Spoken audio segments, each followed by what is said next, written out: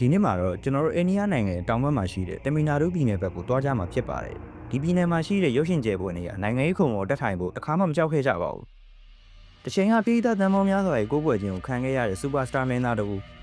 ရွှေအောင်ဖန်သားပြင်ရဲ့သူရဲ့ကောင်းတို့သူဟာရုတ်တရက်နိုင်ငံရေးလောကထဲဝင်ရောက်လာခဲ့ပါတယ်သူရဲ့ရည်မှန်းချက်ကဘာလဲဆိုတော့ဆယ်စုနှစ်တစ်ခုကြာအုပ်စိုးခဲ့တဲ့နိုင်ငံရေးမင်းဆက်ကြီးကိုအလဲထိုးဖို့ဖြစ်ပါတယ်ဒါပေမဲ့တညတာအတွင်းမှာပဲအဲ့ဒီအိမ်မက်ဟာသွေးစွန်းနေတဲ့အိမ်မက်ဆိုးဖြစ်ပြောင်းလဲသွားခဲ့ပါတယ်ကျွန်တော်ပြောနေတာကတော့ဂျိုးဆက်ဗီဂျီလို့ခေါ်ကြတဲ့အိန္ဒိယမင်းသားနဲ့သူတီထောင်ထားတဲ့ DVK ပါတီကြောင့်ဖြစ်ပါတယ်2025ခုနှစ်စက်တင်ဘာလ29ရက်နေ့ညနေခင်းတစ်ခုမှာကာရူမြို့မှာကျင်းပခဲ့တဲ့စီယုံရေးပွဲမှာအပြစ်မဲ့ကလေးငယ်တွေနဲ့အမျိုးသမီးတွေပါဝင်လူယောက်40ရဲ့အသက်တွေအဆုံးရှုံးခဲ့ရပါတယ်ဒီဖြစ်ကမတော်တဆမှုတက်တက်လာဒါမှမဟုတ်တမီနာတို့ရဲ့အာဏာကိုဆွဲကင်ထားတဲ့ DMK မင်းဆက်ကြီးရဲ့အင်အားကိုစိန်ခုံပြီးလို့ပေးဆက်ရတာလားဆိုပြီးတော့ပြည်သူတွေကြားထဲမှာတော့ပေါ်လောရိုက်နေပါတယ်ဗီဂျီယာရိုးသားမှန်နိုင်ငံရေးသမားတို့မဟုတ်ပါဘူးသူဟာကီလီတူပကီနဲ့မာစတာလိုဇာကားတွေနဲ့စံချိန်နဲ့အောင်မြင်မှုရရှိခဲ့တာဖြစ်ပါတယ်ပေးသက်တွေကသူ့ကိုတယ်လက်ပတီဆိုတဲ့ပွဲပေးခဲ့ပြီးသူ့မှာခိုင်မာပေးသက်တန်း30ရှိရလို့ပြောကြပါတယ်သူ့စိတ်ထဲမှာပုံမှန်လိုတဲ့စိတ်ဓာတ်ကအမြဲတမ်းရှိခဲ့ပါတယ်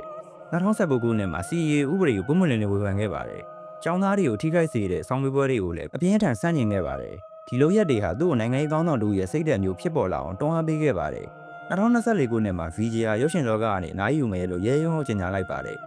နောက်ပြီးတော့ TVK ပါတီကိုထူထောင်လိုက်ပါတယ်ဝေဖန်ခြင်းမှစ၍တက်ရှိအားလုံးတန်းတူညီမျှဖြစ်ရေးဆိုတဲ့ဆောင်ပုဒ်နဲ့အတူ DMK ရဲ့အာဏာကိုရော BJP ရဲ့ဗဟိုအစိုးရကိုပါစိန်ခေါ်ခဲ့ပါတယ်သူရဲ့စီယုံရေးဗီဒီယိုတွေ AI နည်းပညာသုံးပြီးတော့ပြိုင်ဘက်တွေကိုလောင်ပြောင်မှုတွေကြောင့်သူရဲ့အရှိန်အဟုန်ဟာတမီနာဒူးတမီနယ်လုံးလွှမ်းမိုးနေခဲ့ပါတယ်ဒါပေမဲ့အရှိန်အဟုန်မြင့်မားလာလေးတွေပြိုလဲကျမှုကပိုဆိုးလာလေးဖြစ်ပါတယ်2025ခုနှစ်စနေပါလ29ရက်နေ့ညနေခင်းတစ်ခုမှာတော့ TVK ရဲ့အကြီးဆုံးစီယုံရေးပွဲကိုကျင်းပခဲ့ပါတယ်ပွဲရဲ့ရည်ရွယ်ချက်ကတော့ DMK ပါတီရဲ့အကတိတိုက်စားမှုတွေကိုဝေဖန်မှုဖြစ်ပါတယ်ဒါပေမဲ့ပွဲကမထင်မှတ်ထားပဲအလဲပြောင်းနေဖြစ်ခဲ့ပါတယ် BJR ပွဲကို9နာရီနီးပါးနောက်ကျပြီးမှရောက်လာခဲ့ပါတယ်ပေးသက်တသိန်းကျော်လောက်ဟာရေနဲ့အရေးမရှိတဲ့ပူပြင်းတဲ့နေအောင်အောက်မှာနိုင်ပေါင်းများစွာစောင့်ဆိုင်းနေခဲ့ရပါတယ်ည9နာရီလောက်မှာတော့ VJ ရောက်လာပြီးမိန်ခွန်းစပြောတဲ့အခါစောင်းဆိုင်နေရတဲ့ဒေါသတွေနဲ့သူလူအုပ်ကြီးကတပ်ပုံရိုက်ဖို့ရုတ်တရက်တိုးဝင်လာခဲ့ပါတယ်။ယာယီတားဆီးတွေပြိုကျကုန်ပါလေ။အဲဒီနောက်မှာတော့မီးပြတ်သွားခဲ့ပါတယ်။ပေါင်မိုင်းမှုတွေနဲ့သူထိတ်လန့်တကြားဖြစ်သွားတဲ့လူအုပ်ကြီးဟာတအူးကိုတအူးနင်းမိကုန်ကြပါတယ်။အော်ဟစ်တန်တွေထွက်ပေါ်လာပါတယ်။တေဆုံးသူ40ထဲမှာအပြစ်မဲ့ကလေးငယ်9ဦးနဲ့မျိုးသမီး18ဦးပါဝင်ခဲ့ပါတယ်။ဆိုအားလုံးကတော့ VJ ဟာဖြစ်ဆိုးဖြစ်နေချိန်မှာတော့သူ့ရဲ့မိန်ခွန်းကိုအဆုံးသတ်ပြီးတော့ပုဂ္ဂလိကလက်ရင်းနဲ့ပြန်သွားခဲ့တာပါပဲလို့ပြည်တွင်းသတင်းဌာနတွေကပြောဆိုနေကြပါတယ်။နောက်မှကျွန်တော်ရင်ခွဲရပါတယ်လို့ထုတ်ပြန်ပြီးရောချေပေးခဲ့ပေမဲ့လစ်လစ်ရှုမှုအတွက်သူ့ပြင်းပြင်းထန်ထန်ဝေဖန်ခဲ့ကြပါတယ်။ရဲတွေက TVK ကောင်းဆောင်တွေကိုလူသေးသေးမှုနဲ့အမှုဖွင့်ခဲ့ပါတယ်။ဒီပြည်ဆိုးရဲ့နောက်ွယ်အကြီးဆုံးပြိုင်ဘက်ဖြစ်တဲ့ DMK ပါတီရဲ့ရာဇဝင်ကိုပြန်ကြည့်ကြရအောင်ပါ။ DMK ပါတီက1949ခုနှစ်မှာစတင်တည်ထောင်ခဲ့ပြီးတော့ Dravi ဝါဒကိုအခြေခံတဲ့ပါတီဖြစ်ပါတယ်။1968ခုနှစ်မှာပထမဆုံးကြိမ်အနေနဲ့ကွန်ဂရက်ကိုဖြုတ်ချပြီးအာဏာရခဲ့ပါတယ်။ကာရိုနာနီဒီရဲ့သား MP စတာလင်ရဲ့အာဏာကိုချုပ်ပိုင်ထားပါတယ်။စတာလင်ရဲ့သားဥဒရနီဒီကိုဒုတိယဝန်ကြီးချုပ်ခန့်အပ်ခြင်းကြောင့်အာဏာကိုမိသားစုလက်ဝဲကြီးအုပ်ခြင်းဆိုပြီးဝေဖန်မှုတွေခံခဲ့ရပါတယ်။ VJ ရဲ့ TVK ကခင်မိတဲ့နည်းပညာလူငယ်တွေရဲ့အပြောင်းလဲလိုလာမှုနဲ့အတူ DMK ပါတီကိုစိန်ခေါ်ခဲ့ပါတယ်။ဒါပေမဲ့ကာရူဖြစ်ဆိုးက TVK အတွက်အလွန်ကြီးမားတဲ့ထုံးနှက်ချက်ဖြစ်လာခဲ့ပါတယ်။ DMK ကဒီခွင့်ရေးကိုလက်လွတ်မခံဘဲနဲ့စီမံကွန်ဂရက်မှုညံပြင်းတာလို့ပြင်းပြင်းထန်ထန်ဝေဖန်ခဲ့ပါတယ်။ VJ ကတော့နိုင်ငံရေးလုပ်ကြံမှုလို့ပြန်လည်တုံ့ပြန်ခဲ့ပါတယ်။တမီနာတို့နိုင်ငံရေးမှာတော့ရုပ်ရှင်မင်းသားတွေကနိုင်ငံရေးရဲ့ဒီအနေနဲ့မှာပါဝင်နေပေမဲ့ VJ ရဲ့ဒီမှာဟာသူ့ရဲ့အရှိန်အဟုန်ရပ်တန့်သွားသေးခဲ့ပါတယ်။2026ရွေးကောက်ပွဲမတိုင်ခင်မှာ VJ အနေနဲ့လူလူရဲ့ယုံကြည်မှုကိုပြန်ရဖို့ဖြောပြမှုတွေထက်ပုံမခိုင်မာတဲ့မူဝါဒတွေကိုပြသဖို့လိုအပ်နေပြီပဲဖြစ်ပါတယ်။